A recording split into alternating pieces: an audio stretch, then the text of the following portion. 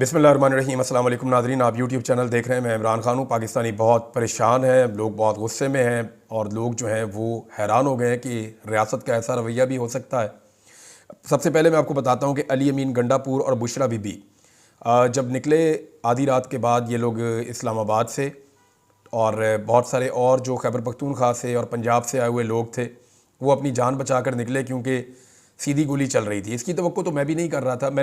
मुझे कभी भी नहीं लगता था कि रियासत ऐसे घेर के लोगों को स्टेट गोलियां चला सकती है, और वो गोलियां चला सकती है जो इंसानों को कत्ल कर सकती हैं। रबड़ की गोलियां तो मैं एक्सपेक्ट कर रहा था कि ये चला सकते हैं। मुझे ये भी लगता था कि बाद औक़ात ये नॉन लीथल किस्म के पैलेट बुलेट्स जो हैं वो इस किस्म के इस्तेमाल कर सकते हैं। ये इस्तेमाल कर सकते हैं, आंसू गैस के शेल इस्तेमाल कर सकते हैं, वाटर कैनन, टॉर्चर, तशद्दुद, गिरफ्तारियाँ, ये चीज़ें तो मैं सोच रहा था। और इन्हीं की बुनियाद पे मुझे लग रहा था पाकिस्तान तहरीक इंसाफ के कारकुन चाहे निहत्ते भी हैं, लेकिन वो इन चीज़ों की बुनियाद के ऊपर कंट्रोल नहीं होंगे और इसके बाद हुकूमत गोली चलाएगी, इसका बिल्कुल अंदाज़ा नहीं था। सब के सब हैरान हुए हैं, लोग बहुत परेशान हैं पाकिस्तान में कि ये कैसे मुमकिन है कि रियासत गोली चला दे अपने शहरियों के ऊपर, और इस चीज़ ने लोगों को हिला कर रख दिया। अब अली अमीन गंडापुर और बुशरा बीबी निकले रात को, वो हज़ारा चले गए। हज़ारा में अली अमीन गंडापुर ने मीडिया से बातचीत की है, वहाँ पे उन्होंने एक खिताब किया है और अली अमीन गंडापुर का पहले खिताब आप देख लें। गंडापुर ने ये कहा कि पाकिस्तान तहरीक इंसाफ के साथ हमेशा जबर और जुल्म किया गया। हम एक पुरअमन जमात हैं, हमने हमेशा हकीकी आज़ादी और जमहूरियत की बात की है, जिसके लिए हमारा एहतजाज और धरना जारी रहेगा। और जारी कहाँ रहेगा ये नहीं बताया। यानी जो एहतजाज जहाँ पे करना था, जहाँ पे धरना करना था, वहाँ से तो रात को अली अमीन गंडापुर आ गए। जब इतने सारे कारकुन गिरफ्तार हुए हैं तो अली अमीन गंडापुर क्यों गिरफ्तार नहीं हुए? मेरा सवाल यह है कि बेशुमार लोग गिरफ्तार हो रहे हैं तो आप भी गिरफ्तार हो जाए, इससे क्या फ़र्क पड़ता है? आपने देखा कि जो बड़े बड़े नाम है पाकिस्तान तहरीक इंसाफ के, वो गिरफ्तार ही नहीं हुए। भी गिरफ्तार होना चाहिए था ना मौके से। क्या मौके से सिर्फ कारकुन गिरफ्तार होगा? मैं कारकुनों को मायूस नहीं कर रहा, मैं कारकुनों को बिल्कुल मायूस नहीं कर रहा। उन्होंने जो किया वो खराज तहसीन के लायक। इमरान खान का और कारकुनों का एक अपना अलग ताल्लुक है। ना कारकुन इनकी शक्लें देखने आए थे, ना कारकुन इन लोगों के लिए आए थे। कारकुन ना बुशरा बीबी को जानते हैं, ना अली अमीन को जानते हैं, ना बाकी लोगों को जानते हैं। कारकुन जानते हैं इमरान खान को, वो इमरान खान के लिए निकलते हैं, उसके लिए वोट डालते हैं। तो उनकी कुर्बानी अपनी जगह पे। लेकिन जिन लोगों ने इमरान खान के नाम के ऊपर इतने वोट लिए हैं, इतना नाम बनाया है, उन्हें इज्जत मिली है, असम्बलियों के अंदर जाकर बैठे हैं, उन्हें भी गिरफ्तारियाँ देनी चाहिए थी। और धरना अली अमीन ने कहा कि जारी रहेगा, तो वो कहाँ पर जारी रहेगा? रात को तो पाकिस्तान तहरीक इंसाफ ने धरना कॉल ऑफ किया है और 5 लोगों की वो कमेटी है जिसने कॉल ऑफ किया था। मैंने आपको बताया था। गंडापुर क्योंकि उस वक्त ट्रैवलिंग में थे, शायद वो उसका हिस्सा नहीं थे, लेकिन शेख वकास अकरम और सलमान अकरम राजा और उसके अंदर जो बाकी 2 लोग हैं उसमें बैरिस्टर घोर हैं और उमर अयूब हैं, इन लोगों की गालिबन ये कमेटी है। और ये फैसला हो गया था कि जी हमने इसको फ़िलहाल कॉल ऑफ कर दिया है, लेकिन अली अमीन गंडापुर ने कहा जी कॉल ऑफ नहीं किया, ये रहेगा। उमर अयूब के साथ उन्होंने मिलकर एक प्रेस कॉन्फ्रेंस की है। उन्होंने कहा हमारे खिलाफ जाली मुकदमात बनाए गए, हमारा लीडर आज भी जेल में है, अदालतों से इंसाफ नहीं मिल रहा, पुरअमन एहतजाज हमारे पास वाहिद रास्ता था, हमें जलसे की इजाज़त दी नहीं जाती, ये धरना एक तहरीक है, हमें जलसे की इजाज़त नहीं दी जाती। पुरअमन लोगों पर धरने में गोलियां क्यों चलाई गईं? हम पर तशद्दुद ना होता तो हमारे लोग भी जवाब ना देते। ये धरना अब बानी PTI के इख्तियार में है। पूरे पाकिस्तान को बताना चाहता हूँ कि हमारा धरना जारी रहेगा। अब बानी की कॉल तक एहतजाज जारी रहेगा। कहाँ पर एहतजाज हो रहा है? अली अमीन गंडापुर साहब, धरना किस जगह पर देना है इसके बारे में कोई गाइडेंस उन्होंने नहीं दी, और एहतजाज किस जगह पे हो रहा है इसके बारे में भी उन्होंने नहीं बताया। अगर तो वहाँ एहतजाज जारी रखना है तो फिर वो जगह छोड़ी क्यों? वो तो बिल्कुल अब क्लियर है। और अगर कहीं और एहतजाज करना है तो वो जगह अनाउंस नहीं की गई। गंडापुर ने इल्ज़ाम लगाया कि 2 साल से तहरीक इंसाफ के खिलाफ फस्तायत जारी है। वैसे ये तो हकीकत है, इल्ज़ाम क्या है? उन्होंने कहा जी कि एहतजाजी मार्च में सोशल मीडिया पर फैलाया गया कि लाशें गिरी हैं, लाशें गिराने की बातें करने वालों को सबूत भी देने होंगे। यानी अली अमीन ने कहा हमारी तरफ से तो नहीं गिरी। मैंने आज बहुत सारे सहाफ़ियों से पूछा कि एक्चुअली चल क्या रहा है। उन्होंने कहा जी कि हमारी इतला के मुताबिक किसी एक भी पुलिस वाले को या रेंजर्स को या FC वाले को बुलेट इंजरी नहीं है। यानी अगर किसी को खरोच आई है या किसी को थोड़ी चोट लगी है या आंसू गैस की वजह से उसकी हालत ख़राब हुई है, तो जिन पुलिस वालों के साथ भी ये हुआ है या हाथापाई हुई उनकी कारकुनों के साथ, किसी एक को भी बुलेट इंजरी नहीं आई। यानी पाकिस्तान तहरीक इंसाफ के साथ जो बहुत बड़ी तादाद में लोग, लाखों की तादाद में पहुंच रहे थे, उनमें से किसी ने भी गोली नहीं चलाई। जबकि तहरीक इंसाफ के जो कारकुन अस्पतालों में पड़े हैं उनको बुलेट इंजरीज़ हैं। और जो डाटा पहले दिया गया वो डाटा बाद में डिनाई किया गया, क्योंकि पहले तो वो पूरा डाटा आ गया था कि इतने ज़ख्मी इस अस्पताल में पड़े हुए हैं और इतने लोग जो हैं वो उनके शोहदा के नाम भी आ गए थे कि ये लोग शहीद हो गए हैं गोलियां लगने में। लेकिन अब अस्पतालों से डाटा छुपाया जा रहा है। मैं एक अजीब चीज़ आपको बताता हूँ। मैंने क्राइम रिपोर्टिंग की है, 5-6 साल की है लगातार। जर्नलिज्म का मेरा तकरीबन 20 साल होने वाले हैं, लेकिन क्राइम रिपोर्टिंग मैंने 5-6 साल की है। तो मुझे अच्छी तरह याद है कि जैसे ही कोई इंसिडेंट होता था तो सबसे पहले हमें अस्पताल से एक रिपोर्ट आती थी, पहली रिपोर्ट, कि हमारे पास इतने ज़ख्मी और इतने हमारे पास जो है वो लाशें पहुंची हैं। अस्पताल जो पहली चीज़ जारी करता है ना, वो यही करता है कि हमारे इतने ज़ख्मी और इतनी लाशें पहुंची हैं।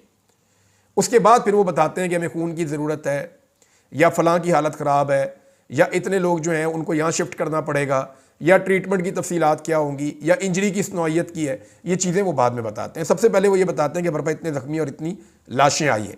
इस्लामाबाद के जितने बड़े अस्पताल हैं उनके ऊपर ऐसा दबाव डाला गया है कि तारीख में पहली मरतबा ये हो रहा है कि ज़ख्मियों और लाशों की तफसीलात, अभी जब मैं रिकॉर्डिंग कर रहा हूँ, अभी तक अस्पताल वालों ने हैरान कुन तर्ज़ अमल इख्तियार करते हुए अभी तक लाशों की तादाद नहीं बताई।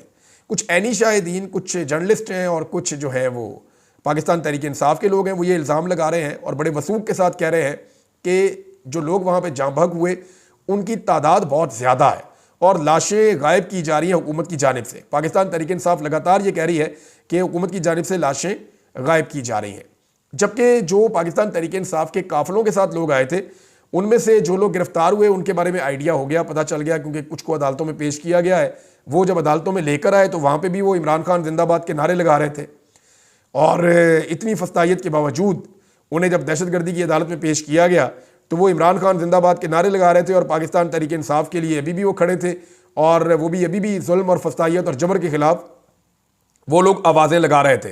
ये जेल के अंदर भी मैंने देखा। अगर किसी को लगता है कि ऐसे तहरीक दब जाएगी या लोग टूट जाएंगे तो ऐसा होगा नहीं। अब बहुत सारे लोग लापता हैं अभी तक, उनके लवाहिकीन उन्हें तलाश कर रहे हैं और जिन लोगों के साथ वो काफिलों में आए थे वो भी उन्हें ढूंढ रहे हैं और सब पता करने की कोशिश कर रहे हैं। पाकिस्तान तहरीक इंसाफ जो है वो एक डाटा मुरतब कर रही है जिसमें वो बताएगी कि उनके कितने लोग लापता हैं जो अभी तक नहीं मिल रहे, और मुमकिन है कि वो वाकई में पाकिस्तान तहरीक इंसाफ का मौक़िफ़ ठीक हो कि लोगों को कत्ल किया गया और उसके बाद लाशें छुपा दी गई। माजी में ऐसी चीज़ें जो हैं उनकी मिसालें दुनिया में मिलती हैं कि लाशें छुपा दी जाती हैं, लेकिन अगर यहाँ पर ऐसा होता है तो ये एक बड़ा अजीबोगरीब और अनफॉर्चुनेट वाक़या होगा। पाकिस्तान तहरीक इंसाफ का ये क्लेम है। अली अमीन ने खुद कहा जी हमारे सैकड़ों लोगों को ज़ख्मी और कत्ल किया गया और उनके ऊपर गोलियां चलाई गई, ये मेरे ऊपर भी हमला हुआ है, मैं खुद FIR कटवाऊंगा, अली अमीन गंडापुर ने कहा। लेकिन वो तो इस्लामाबाद में अटैक हुआ है ना, तो आप खैबर पख्तूनख्वा में कैसे इसकी FIR कटवा सकते हैं? आप नहीं कटवा सकते वहाँ पे FIR। बहरहाल अभी जो सूरत हाल है उसमें यह है कि जो गिरफ्तार लोग हुए हैं उन्हें अदालतों में पेश कर दिया गया, लेकिन हैरत इस चीज़ पर मुझे हो रही थी कि सफाकियत की आप इंतहा देखिए कि यहाँ लाशें पड़ी हुई हैं, लोगों की लाशें मिल नहीं रही, कई लोग जो है वो लापता है, उनका पता नहीं चल रहा और खून अभी तक जो है वो धोया जा रहा है सड़कों से। तो ऐसे में जो है वो हुकूमत के लोग और कुछ सहाफ़ी जो हैं और कुछ सियासतदान जो हैं वो उनकी सफाकियत का आप आलम चेक कीजिए कि वो मजाक उड़ा रहे हैं, वो ताने दे रहे हैं पाकिस्तान तहरीक इंसाफ के लोगों को। यानी मैंने आपको पिछले वीलॉग में बताया कि इस किस्म की बर्बरियत करके आप दुनिया के बेहतरीन लोग जो कमांडोज ट्रेंड होते हैं उनको आप खड़ा करके आप ये चीज़ें करें, उनको निहत्ता करके उनके ऊपर गोलियाँ चलाएँ, उन्हें आप आंसू गैस की इस लेवल के शेल मारें, उनके ऊपर रबड़ की बुलेट्स चलाते जाएं और वो निहत्ते हों तो वो वहाँ नहीं खड़े होंगे, वो वहाँ से चले जाएंगे। तो इसी तरह पाकिस्तान तहरीक इंसाफ के साथ भी हुआ और जो कुछ किया गया, जिस तरह आग लगाई गई, ये सारी चीज़ें अपनी जगह पे। लेकिन आलमी सतह पे ये आवाज़ बहुत ज़्यादा उठी है। आलमी सतह पे नए मुतालबात सामने आ रहे हैं और जिनमें सबसे बड़ा मुतालबा ये है कि इमरान खान साहब की रिहाई का मुतालबा किया गया है। ये अमरीकी कानून साजों ने, बाइडन और ट्रंप इंतज़ामिया के अहलकारों ने और एमनेस्टी इंटरनेशनल ने साबिक वज़ीर-ए-आज़म इमरान खान और PTI के बानी चेयरमैन इमरान खान की रिहाई का मुतालबा करते हुए हुकूमत पर जोर दिया कि पाकिस्तान तहरीक इंसाफ के मुजाहिरीन के खिलाफ जो ताकत का इस्तेमाल किया गया वो गलत है। इसमें जो ट्रंप की इंतज़ामिया के इस वक्त एक बड़े अहम, यानी ट्रंप के आप ये समझें कि जो मेन किचन कैबिनेट है उसके एक बड़े अहम रुकन है रिचर्ड ग्रेनियल, उन्होंने इस हवाले से अपने ऑफिशियल ट्विटर पे एक खसूसी पैगाम भी जारी किया है और डोनाल्ड ट्रंप के ये बड़े ख़ास आदमी हैं। इन्होंने ब्लूमबर्ग की रिपोर्ट शेयर करते हुए लिखा कि इमरान खान को रिहा किया जाए। ज़ुल्म खलीलज़ाद ने शरपसंदों को देखते ही गोली मारने के हुक्म की रिपोर्ट पर तशवीश का इजहार किया और उन्होंने भी इसके बारे में बात की है। फिर कांग्रेस की जो कांग्रेस वुमन है राशिदा तैयब, उन्होंने पाकिस्तान में जो कुछ हुआ इसमें उन्होंने कहा जी मैं मुजाहिरीन के साथ खड़ी हूँ जो तब्दीली के लिए एहतजाज कर रहे हैं, और ये जमहूरियत को दबाने की कोशिशें हैं जो तशद्दुद किया जा रहा है सियासी लोगों के ऊपर।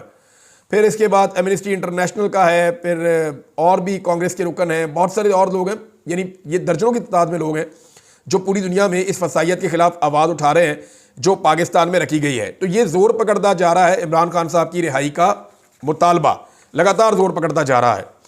अच्छा, अब मैं कुछ चीज़ें आपके सामने और रख देता हूँ। एक तो ये जो वीडियो एक आ रही है वो बड़ी दिल खराश है कि एक नौजवान है वो कंटेनर के ऊपर बैठ के वहाँ नमाज़ पढ़ रहा है, यानी उसको वहाँ जगह मिली, ऊपर पहुँच गया तो वहाँ उसने कहा यहाँ नमाज़ पढ़ता हूँ मैं, पता नहीं शुक्राने के नवाफिल पढ़ रहा था या वो वहाँ वाकई उसका नमाज का वक्त था, वो नमाज अदा कर रहा था, तो वो नमाज पढ़ रहा था। ये उसका और उसके अल्लाह का मामला है, वो कहीं भी नमाज पढ़ सकता है ना।